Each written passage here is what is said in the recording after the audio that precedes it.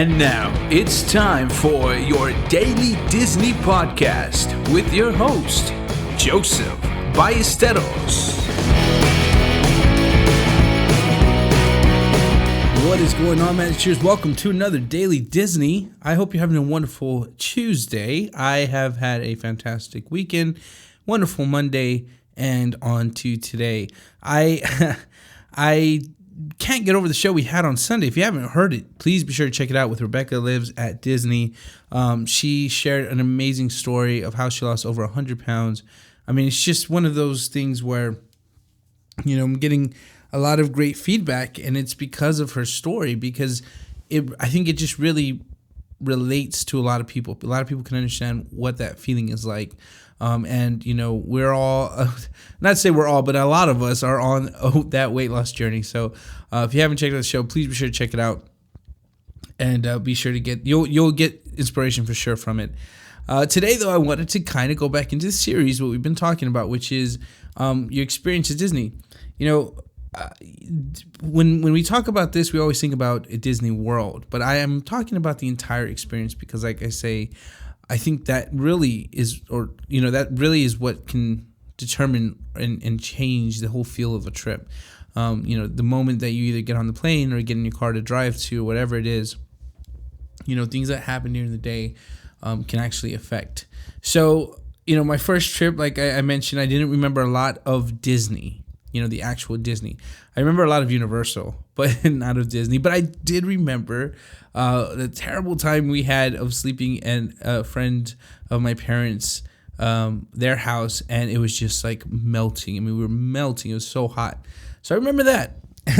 But that was one of those experiences that I won't forget. But unfortunately, it's not because it was so magical. It was just because it was so hot. The second time we went, I was older. A teenager. I was about 16 years old, 16, close to 17, I believe. And I remember this trip in particular because we were going to Disney. I was excited, pumped to go.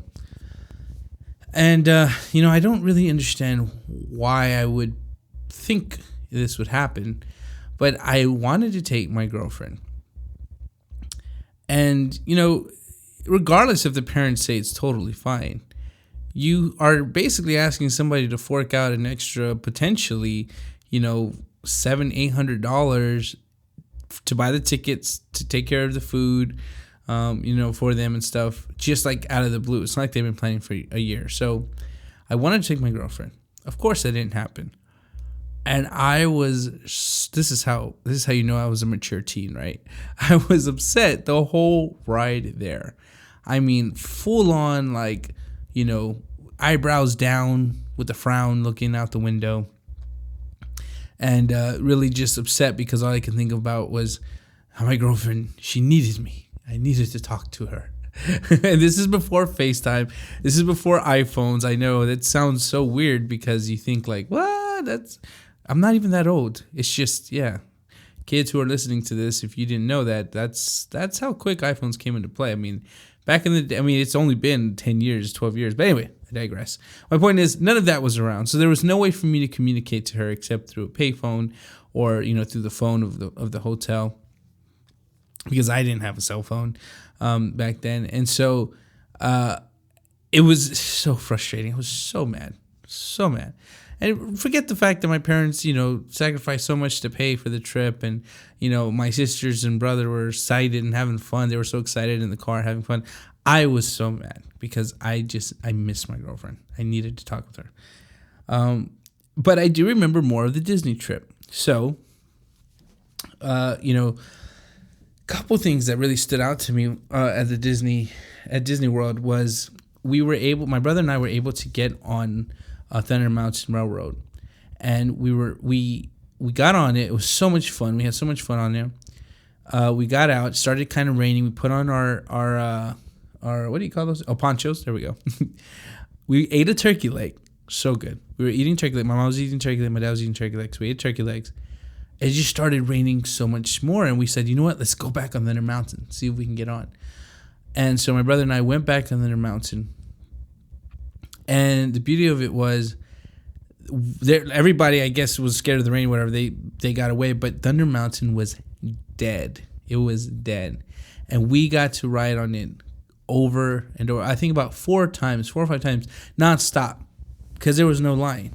It was just incredible. And of course, now that I know how packed Disney can get, I mean, that was so rare. But it was so much fun being able to do that. I remember going to Animal Kingdom, watching the Lion King show, which, it was all right. That's when my girlfriend came back in my head, and I thought, like, I should be at home with my girlfriend instead of here at Disney World. But even more magical. This is something I'll never forget. And I'm so glad because we do have, some of what I'm about to describe on VHS. It was at MGM back then. It used to not be called Hollywood. It was MGM. And they had the Magician's Hat. No, scratch that. I'm sorry. It was Epcot. And back then they used to have the word Epcot. Like it was on there or whatever. So I think it was, right? It wasn't MGM. No, it was Epcot, yeah. And I remember seeing my dad, and my nephew had just been born.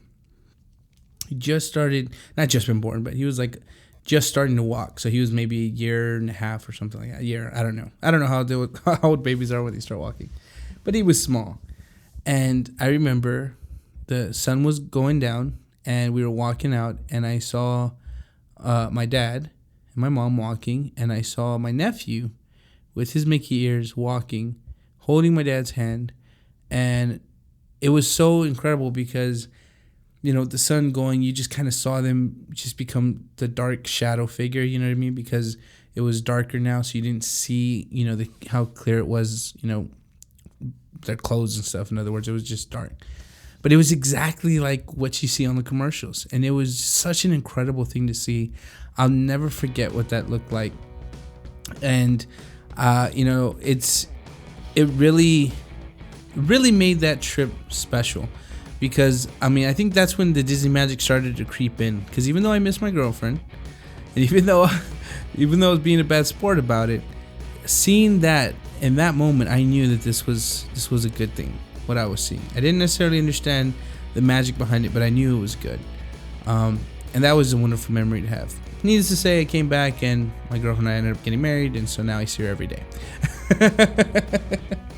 So I want to know what your second experience was like at Disney. Please be sure to comment. Let me know. Hit me up on Instagram or on Twitter, wherever you're comfortable. YouTube, doesn't matter. Hit me up. I see your messages, and that way I can get your shout outs on the next episode. Be sure to check out the previous episode. It's in the show notes. If you want to support the podcast, you can do so by heading over to talkaboutthemagic.com/Amazon or to talkaboutthemagic.com/shop. And of course, we also have the free ebook, which is in the show notes, which is just talkaboutthemagic.com/free book. Thank you so much for listening. Have a great night, day, week, whenever you're listening to this. And as always, stay magical.